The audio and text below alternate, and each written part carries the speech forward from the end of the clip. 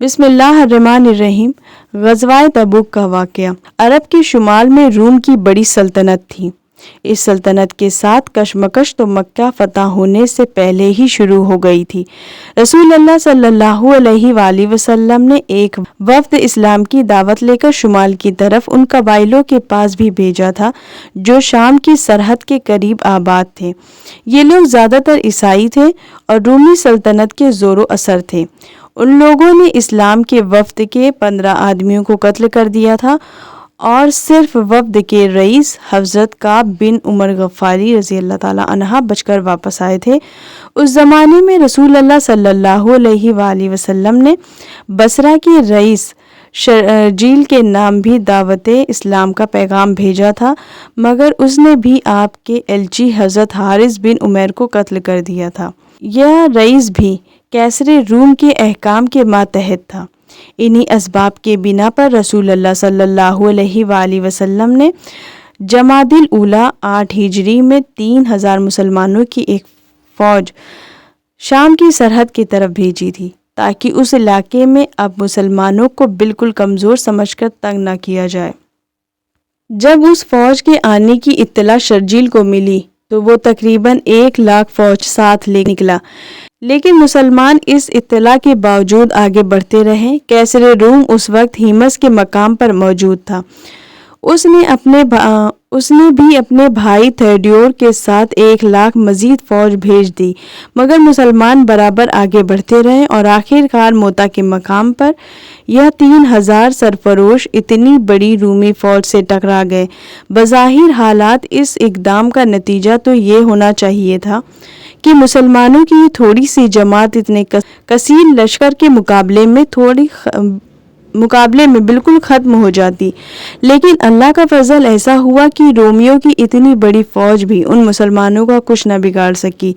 یہ واقعہ ایسا تھا کہ اس نے اپنے آس پاس کے تمام قبیلوں پر مسلمانوں کی ایک قسم کی دھاک بٹھا دی تھی اور دور دور تک بسنے والے قبیلے بھی اسلام کی طرف متوجہ ہو گئے اور ان میں سے ہزاروں آدمی مسلمان ہو گئے۔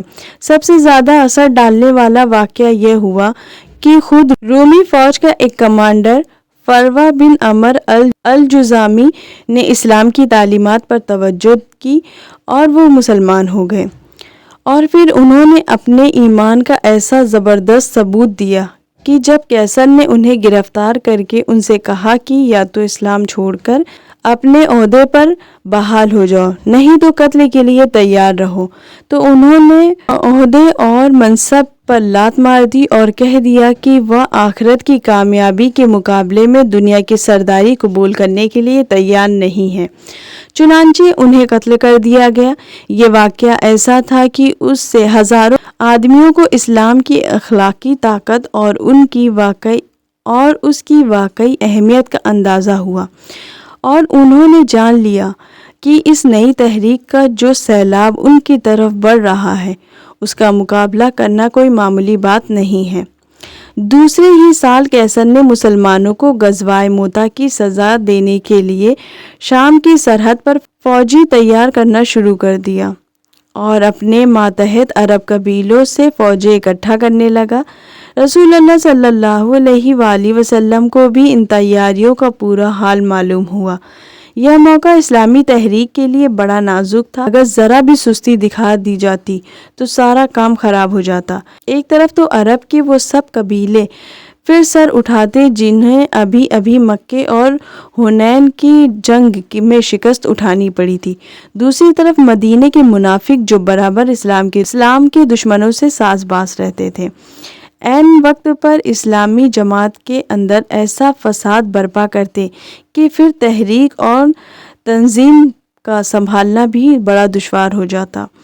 ایسے حالات میں روم کی سلطنت کے بھرپور حملے کا مقابلہ کرنا کوئی آسان بات نہ ہوتی، اور اس بات کا اندیشہ تھا کہ ان 3 حملوں کی تاب نہ لا کر اسلامی تحریک کفر کے مقابلے میں شکست کھا جاتی۔ یہی وجہ تھی کہ جن پیش نظر رسول اللہ صلی اللہ علیہ وآلہ وسلم نے اپنی بے مثال خودداد بصیرت سے کام لے کر بلا تامل یہی فیصلہ فرمایا کہ اس موقع پر کیسر کی عظیم الشان طاقت سے ٹکر لینا ہی مناسب ہے، کیونکہ اس موقع پر ذرا سی بھی کمزوری دکھانے سے سب بنا بنایا کام بگڑ سکتا تھا۔ مسلمانوں کے لیے اس وقت کسی جنگ کی تیاری کے لیے آمادہ ہو جانا ایک بڑا سخت امتحان تھا۔ ملک میں قحط سالی تھی، سخت گرمی کا موسم تھا، فصلیں پکنے کے قریب تھی اور جنگی سامان بھی مکمل نہیں تھا۔ دور دراز کا سفر تھا اور مقابلہ بھی ایک زبردست طاقت سے تھا۔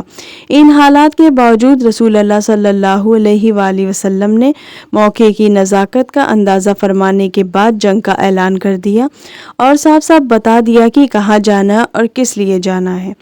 یہاں یہ بات پیش نظر رکھنا چاہیے کہ اس وقت تک اسلامی تحریک کا مقابلہ کھل کر بیرونی دشمنوں سے ہو رہا تھا اور مکے اور حنین کی لڑائی کے بعد اس مخالفت کا زور ٹوٹ چکا تھا، لیکن اس وقت تک اندرونی دشمن یعنی منافقوں کے ساتھ زیادہ تر معاملہ درگزر کا برتا گیا تھا، اور یہ اس لیے تھا کہ ابھی تک تحریک اتنی مضبوط نہیں ہوئی تھی کہ ایک ہی وقت میں باہر اور گھر کے دشمنوں سے لڑائی مول لی جاتی۔ دوسری یہ کہ منافقوں میں سے سب ایک ہی طرح کے لوگ تھے، ان میں سے ایسے بھی تھے جو یا تو کمزوری ایمان میں مبتلا تھے یا کچھ شکوک اور شبہات رکھتے تھے۔ ایسے لوگوں کو ایک مناسب مدت تک مہلت دینا ضروری تھا تاکہ وہ اپنی کمزوری اور شکوک و شبہات دور کر لیں، اور آخر میں صرف وہی لوگ باقی رہ جائیں جو جان بوجھ کر اور سوچ سمجھ کر اسلام کی جڑیں کاٹنے کے لیے مسلمانوں کے اندر گھس آئے تھے۔ چنانچہ ایک عرصہ تک ایسے لوگوں کو نرم اور گرم ہر انداز سے سمجھانے کی کوشش ہوتی رہی، اور اس کے نتیجے میں جن لوگوں کے اندر کچھ بھی صلاحیتیں تھیں وہ